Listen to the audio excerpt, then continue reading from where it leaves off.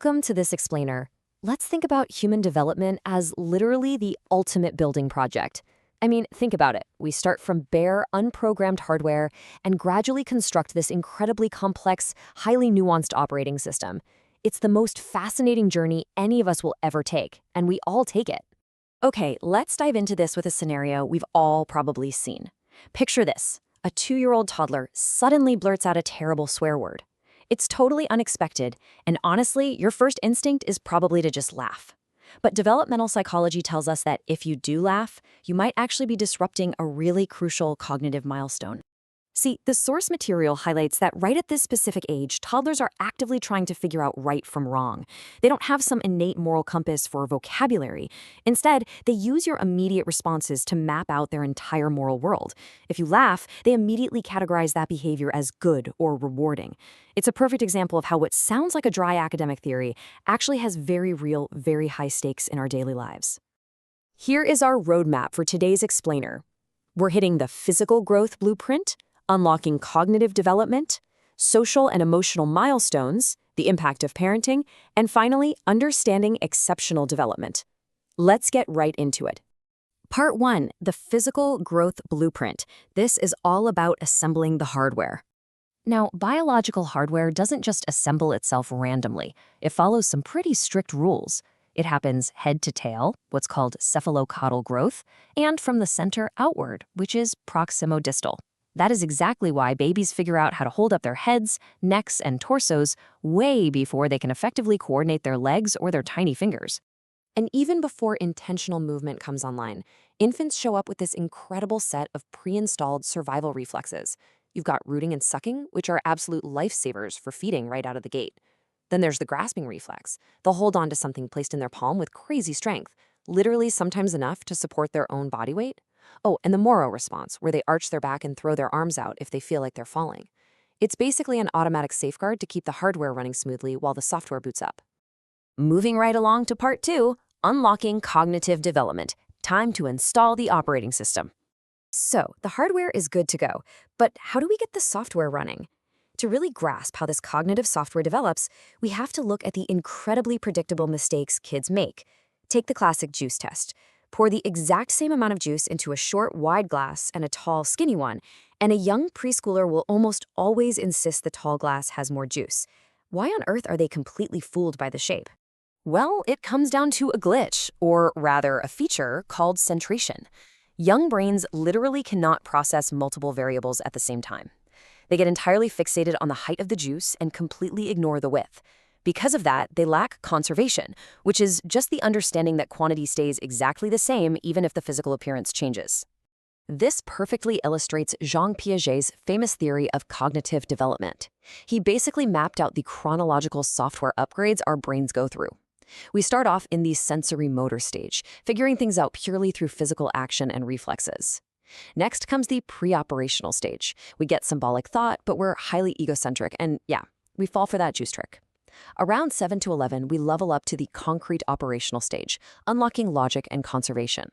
And finally, in our teens, we hit the formal operational stage, mastering abstract, complex, deductive thought.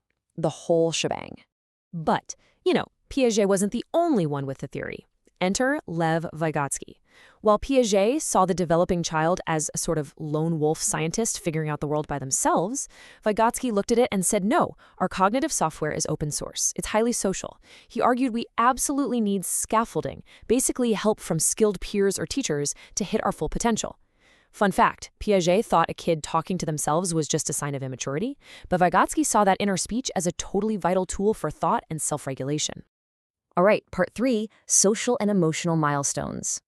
Let's talk user experience and networking.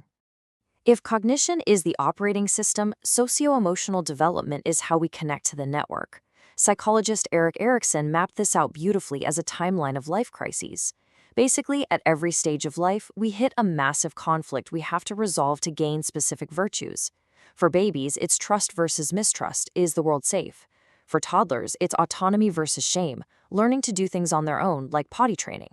Fast forward to the teenage years, and the big boss battle is identity versus role confusion, where you're desperately trying to figure out exactly who you are amidst all these social expectations. Now, a huge part of resolving all that social tension is just learning how to interact with peers. Watch preschoolers between 4 and 6, and you'll literally see them step through these exact evolutionary stages of play. They kick off with solitary play, totally in their own world. Then, onlooker play, where they're just watching others. Next is associative play, sharing a bit but doing their own thing. Finally, they graduate to cooperative play, where they actually team up and organize to build that massive block tower together. Moving to part 4, the impact of parenting. Enter the system administrators. Of course, none of this development happens in a vacuum. The famous behaviorist John Watson put it really bluntly. Men are built, not born. That is a massive statement. It highlights the undeniable impact of your environment, your stimulation, and your nurturing. How the administrators, aka parents and caregivers, configure the environment drastically alters the final product. We can actually break down how these administrators operate using Baumann's parenting styles. And the data is super eye-opening. You've got the authoritarian style, strict top-down control, which often results in fearful or dependent kids. Way over on the other side is the indulgent style, highly involved but zero rules, which frequently leads to behavior issues and a lack of respect.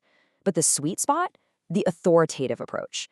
It encourages independence but sets firm conversational limits. And no surprise, it consistently yields the most cheerful, self-directed, and high-achieving kids. And finally, part 5, understanding exceptional development. Let's look at system variations. So what happens when human development deviates from the textbook path? Exceptional development isn't just about deficits. It's a really wide spectrum. You have giftedness, which modern researchers tell us actually goes way beyond a simple high IQ to include intense motivation and creativity. Then there are neurological variations. The autism spectrum changes how a child networks and interacts socially. ADD/HD impacts focus and impulse control. Dyslexia creates specific hurdles with processing written language, which occurs completely independent of a child's intelligence. By truly understanding these variations, we can provide the exact right scaffolding for every single unique, beautiful mind out there. As we wrap up this explainer, I really want to leave you with something profound to chew on. We've looked at the bare biological hardware we're born with, the cognitive software upgrades we naturally pass through, and the massive impact of our system administrators. So, based on all those building blocks we just covered, how much of your own identity did you actually choose? And how much was just the inevitable result of your hardware and your environment? Definitely something to think about. Thanks so much for joining me on this explainer, and keep on learning.